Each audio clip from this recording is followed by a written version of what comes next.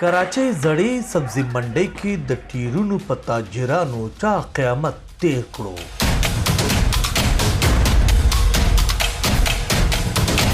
دا چا شپه په شپه ټول دوکانونه د لکونو روپو ټیرونو نه تش کړي.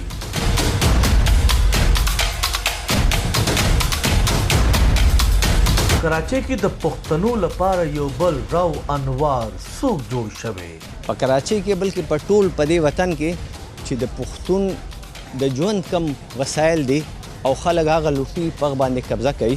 دا کومه محکمه ده چې اهلکاران یې داسې بدماشان جوړ شوي.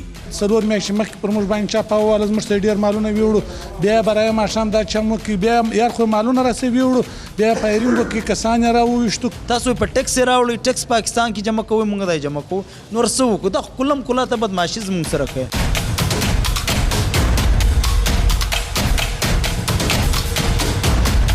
د دې هر څه لپاره کتلی شئ پروګرام کیپټل رپورټ نعمت زاده سره د 15مې په ورځ ماښام 9:30 بجې په خبر نیوز.